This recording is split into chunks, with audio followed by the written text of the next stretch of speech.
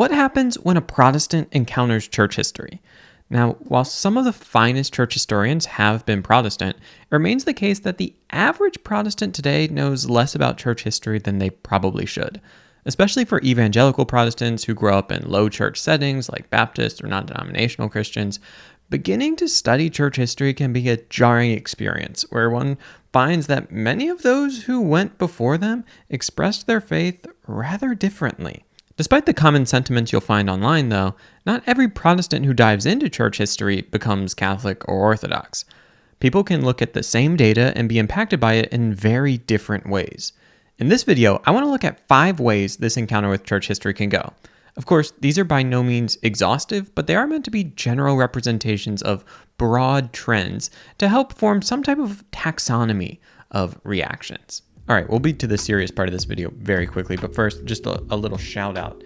New Gospel Simplicity merch, spiritual but very religious, because we all know spiritual but not religious. Like, I get it, but it's also kind of obnoxious. So if you want to check this out, you can check out shop.gospelsimplicity.com. The first model is do not enter, or we could call this the rejection model. On this model, a Christian might stumble into church history, but soon they find something objectionable, and their initial interest is quickly cut off. What they find feels different at best and heretical at worst. In either case, church history appears to be an obstacle, not a path, to genuine faith. They often take the first off-ramp to exit the search. What exactly it is that turns people off can vary really quite widely, but generally for people who immediately write off church history as an obstacle to faith, this is based less on long doctrinal reflections and more on an intuitive sense of wrongness. For some, the trigger will be certain expressions of faith which appear on the surface at least to be of a completely different kind than their own. I think here of something like St. Catherine of Siena's visions of her mystical marriage to Christ, which involved a ring made of his foreskin. And people just think, this is weird, I'm out. Or it could be people seeing someone prostrating before an icon and think, nope, that's not for me. And in this, I would lump in together a lot of discomfort over liturgical expressions, like the akathist to Mary in the Eastern tradition with its language of Mary as the gate of salvation, leader of spiritual restoration, who regenerated those conceived in shame. This is another kind of source of discomfort where people just think, nope, this is not for me, I am out. Now, many of these people will just no longer look into church history after this. And I mean, why should they, right? If it's an obstacle to faith, they're probably doing a virtuous thing. And for the record, while I might disagree with some of their conclusions, I can't entirely fault people for eschewing something they sincerely believe to be detrimental to their faith, especially if, in the meantime, they're busy living out their faith in meaningful ways. Also, I mean, if you couched this not in the language of knee-jerk reaction, but instead as a Protestant phronema, being able to know things in a more participatory than analytic sense, I don't know, it might even sound kind of cool. Unlike those who swear off church history after an initial encounter, though, other people still within this rejection model will maintain a passing interest in church history that will often take on a rather polemical tone. People of this category might spend time amassing seemingly crazy quotes from history and show that the Bible is much safer than the mixed bag of history that is honestly better left untouched, at least in their mind. This is often accompanied by a general sense that things went bad rather quickly, and in the end, there's little profit from studying church history, at least in a positive theological sense. The second model I want to look at is the dive-in, quick conversion model. On this model, a Christian discovers church history and is immediately hooked. The reading of history is often heavily molded by or mediated through apologetic arguments, and soon they're convinced that the church fathers were entirely Orthodox or Catholic. Now, this group often gives attention only to one side of the Roman Catholic versus Eastern Orthodox debate, and they quickly write the other side off.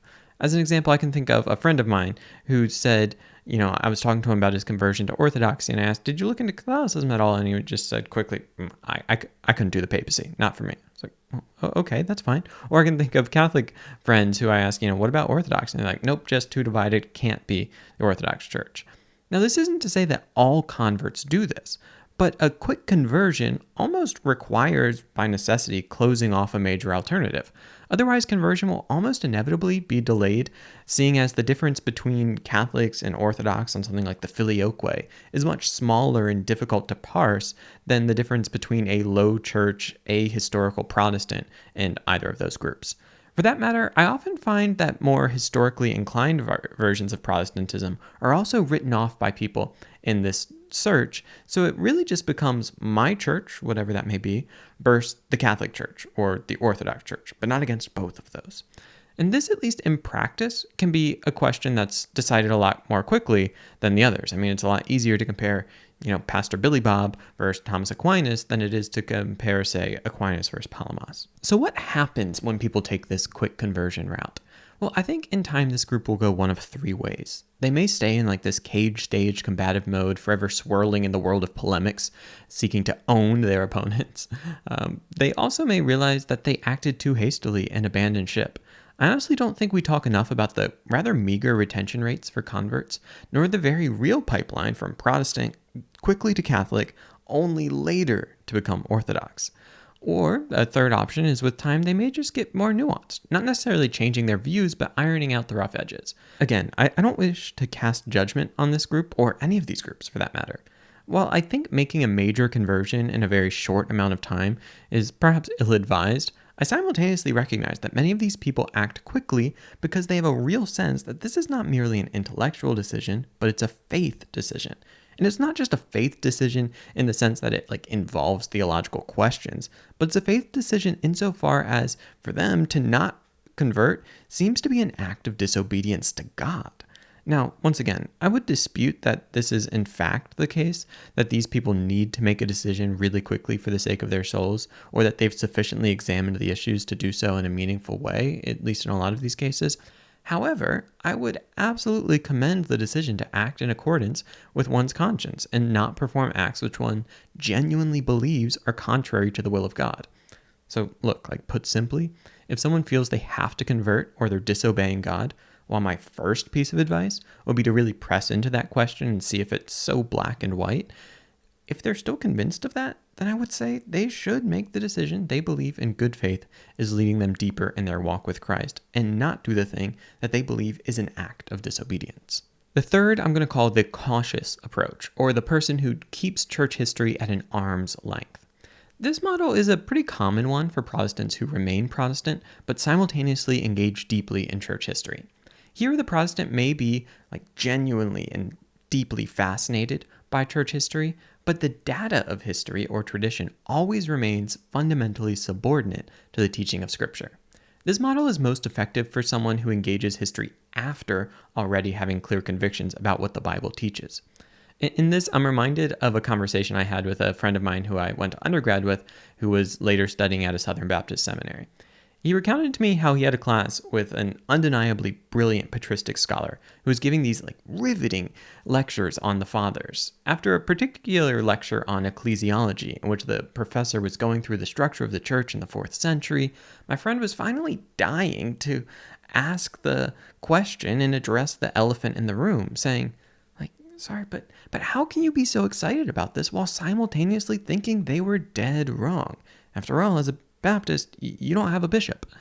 So the key for this professor and others who take this route is maintaining a distinction between what is descriptive and what is prescriptive. Now, this is a common distinction that you might have heard in biblical studies, in which we say some texts are merely describing what happened, while others are prescribing what we should do.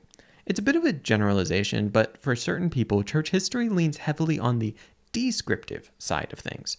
In other words, it tells us what has happened, not what should have happened, or even what should now happen in our time. Put differently, people might say, look, the church fathers got a lot of things wrong. So yeah, we can absolutely learn a great deal from them and be inspired by them, especially as models of virtue. We needn't agree with them on everything. Now, of course, in principle, all Christians from the lowest church evangelicals to the most traditional Catholics could, at least in theory, affirm that we don't need to agree with the fathers on everything, since pretty much everyone believes that at least individual fathers could be wrong about things. Thus, this is kind of more like a sliding scale than a dichotomy. The particularly Protestant flavor of this, though, especially low church Protestant, favors the side of this sliding scale which allows for significant disagreement with at least portions of church history, without that being any particular existential problem. Protestants of this variety will often not say church history leads to Protestantism, but they also don't think it has to. This attitude is likely accompanied by a somewhat related belief, and that is one which says the data of history simply underdetermines the questions that many people ask. In this way, many people will say something like, proving Catholicism, Orthodoxy, or Protestantism from history is simply not possible because we either don't have sufficient data to do so, or the data we have is just too varied. You may notice a trend, but I'm sympathetic to this route, as I am to all of them. I think we often oversell the uniformity of history on a variety of topics, and we are much too liberal in our use of the word prove.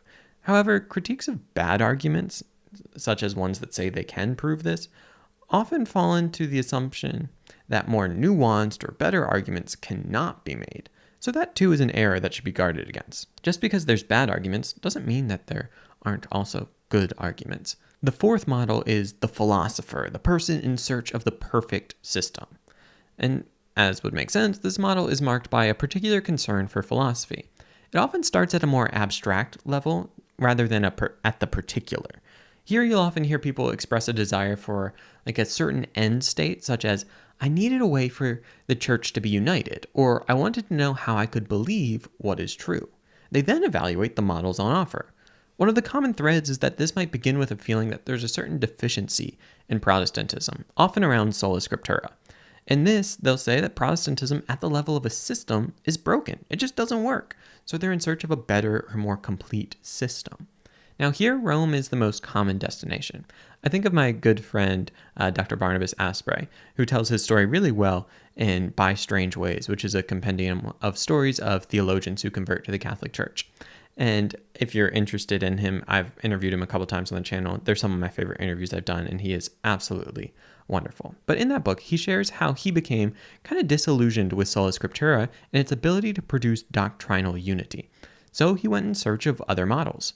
Perhaps the academy was the answer, and we just need to trust the scholars, or become a scholar, which he did. Perhaps a conciliar model, like orthodoxy, was the answer, and we just need to get people together in council, and that will solve it. In the end, however, he found that the only system that could produce consistent doctrinal unity over time was the Catholic system of scripture, tradition, and the magisterium. It's not that he didn't care about the particulars, but he recognized that there could be endless debate about each individual doctrine. In fact, that was part of the problem. What he needed then wasn't to solve each question by itself, but figure out if anyone was offering a consistent system to solve these problems. And if they did, was it plausible enough to believe that it was, in fact, true? For him, the answer was the Catholic Church could do this, and that's why he became Catholic, at least in part. That's an oversimplification, perhaps, but you get the idea. Though this path doesn't only lead to Rome, I find that Rome is definitely the most common place it goes. That is, for those who are chiefly interested in the question of what system would work best in theory, Rome does, in my opinion, seem to be the most attractive. This reminds me of a recent video on Sola Scriptura that Cameron Bertuzzi made that I responded to, but in it he gives an argument that the threefold authority system in Catholicism of scripture, tradition, and magisterium is a perfect system. On paper, I think there's a lot to be commended for this. If you're into logical a priori arguments, then Roman Catholicism can be a natural fit. However, to say this perhaps a bit obtusely, the a posteriori doesn't always match the a priori. In other words, some people who start down the path of what's most logical become disillusioned when that system that makes the most sense in theory doesn't seem to live up to their lived experience of the Catholic Church or the data of history that they encounter. Now, I don't know this particular person's story well enough to say whether this was the case for him, and we should be careful not to argue from isolated anecdotes, but it is interesting to me that the person most associated with the a priori argument for the papacy, Dr. Joshua Sijuwadi, has since left the Catholic Church for the Orthodox Church. Now, look, this isn't the place to weigh in on whether his or other arguments work or not, and rarely is it just one argument in isolation that converts someone. However, in keeping with the trend of this video, I'll say that I appreciate this path's interest in philosophy and its deep questions about what would it make sense for God to do. Now, some people dismiss these as just mere kind of conjecture, but I think philosophy can be quite helpful, and though none of us would say we know with certainty what God would do in every situation, we are generally committed to the idea that God acts in accordance with his character, and that character has been revealed to us in Scripture. So it would stand to reason that we can, in fact, reason about what would make the most sense for God to do. The last model I want to look at is analysis paralysis, or the path to ecclesial anxiety. In addition to engaging church history, this path is marked by engagement with the rival claims of multiple traditions about history. So rather than simply comparing one's current church to the best apologetic arguments of another tradition, this path often weighs the best arguments from several sides, which is inevitably time-consuming and often quite difficult. Likewise, ecclesial anxiety often includes another layer of analysis. So if the dive-in model went straight from the historical data to the conclusion, this model realizes that the vital step of interpretation must be involved as well, and here they hit a real roadblock. They see that there are many divergent and plausible interpretations of the data. Unlike the philosopher model, they aren't content to choose the perfect system in theory. They want something a bit more in the weeds or empirical. Now, many people churn their wheels here for a long time, myself included. And I think the key difficulty here is the sheer amount of data and the plausibility of multiple interpretive communities. In other words, there's a lot of church history to go through, and there's a lot of smart people who disagree. This can often be coupled with or lead to a certain disillusionment with apologetics in general, as this person increasingly feels that people aren't appreciating the full complexity of the issues at hand. I know I've found myself saying that at times, despite having a channel called Gospel Simplicity. So when people persist here for a while, the paths forward begin to change a bit. I think there's chiefly three that I'll go through. The first is, the people who, having expected clearer answers and failed to find them, they despair of finding truth entirely, either deeming it all to be false, or rather for it to be largely unknowable. The first is that person who, having expected to find clearer answers and failed to find them, begins to just despair of truth entirely. That could either be that all of it's false, or more commonly, that we just can't know. This could lead to atheism, agnosticism, or a more theologically liberal take on what doctrine is all about, and what the church should focus its energy on, perhaps calling for a shift away from abstract metaphysics to more concrete expressions of religion, such as serving the poor. Dr. Stephen Nemesh, who I've had on the channel several times and is a very bright philosophical theologian and now novelist, is one example of what this can look like. To his defense, I find people often dismiss his ideas reflexively for being liberal and equate liberal with obviously false. Now, while we would have our disagreements, Dr. Nemesh and I think he raises real questions about the Christian tradition that we should wrestle with, and I think these are born, at least in part, by the dynamic of ecclesial anxiety, or at least the factors that lead to it, namely the sense in which the supposedly clear answers tradition is meant to give us are not quite as clear as we supposed. So if that's the first option, a second option, of course, is that someone feels, after much struggle, that they have in fact solved the puzzle, and this has to be super exciting. They might not think it's easy because they've spent all this time doing it, and this distinguishes them from the quick convert, but they do think that these questions have definite answers, if you only work hard enough to find them. Now, this could create some of the strongest apologists, whether they remain Protestant or they become Catholic, Orthodox, what have you. What helps make them so strong is they've gone through the various issues, they've weighed them, considered the arguments, and come up with what they think is the kind of clear winner.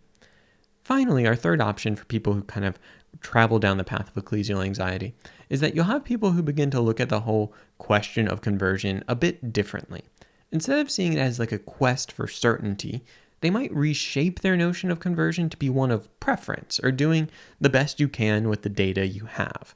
At an intellectual level, they might hold their conclusions much more loosely, even if they cling to their denominational identity quite tightly, be it the one they started with or a different one. In other words, they might be a very committed Catholic, Episcopalian, Orthodox, Baptist, what have you, while simultaneously saying look, I recognize this is complicated and I could be wrong, and that's okay. Now, these people, I think, are rather unlikely to turn into apologists, but I have found that they can be some of the best interpersonal guides and mentors for people on the journey. Some of my favorite people to process these questions with are people who fall into this category. They may be very passionate Protestants, Catholics, Orthodox, etc. They might really want me to be something other than what I am right now, but they simultaneously have a great deal of empathy for the complexity of these issues, and they're not in a hurry to convert you. They recognize that these things take time, and they often have a great deal of epistemic humility, recognizing that, hey, these are settled questions for them, but that doesn't mean that they're empirically settled questions, and anyone who disagrees must obviously be wrong. Now, in a general survey of kind of like 5 paths like this, one should always be careful not to allow one's own bias to color the summaries too much. At the same time, I find recognizing bias more helpful than pretending not to have it. And I'll admit that this final category is the one I resonate with most deeply. With that being said, however, I should probably also point out like the pitfalls of this. So I resonate with this path, right? This path of ecclesial anxiety that leads to a different perspective on conversion that's less focused on certainty. But I do see real danger in getting stuck in the place of ecclesial anxiety. There's a real fine line between prudent patience and indecisive inaction. I can't tell you where that is, but at the very least, it's a danger to look out for. As Kierkegaard tells us, sometimes you just have to take a leap of faith. With all that being said, I am currently working on a short ebook on ecclesial anxiety that will be made available only to my patrons. It's not done yet, but it's something to look out for, and I'll keep you updated as I go, because I think this topic of ecclesial anxiety is really important. It's something that I've wrestled with deeply, and I hope that in putting together some more formatted thoughts in the form of a book will be helpful for people who are wrestling as well. Like I said, it's not out yet, but if you do want to support the channel and eventually get that, going to Patreon and becoming a patron is the best way to do that. You can do that by going to patreon.com/gospelsimplicity. But for now, I hope this video has been helpful as you try to make sense of why people see the same data of history and end up making different decisions. At the very least, even if you don't agree with them, perhaps you can just have a bit more empathy for why they have taken the path that they have.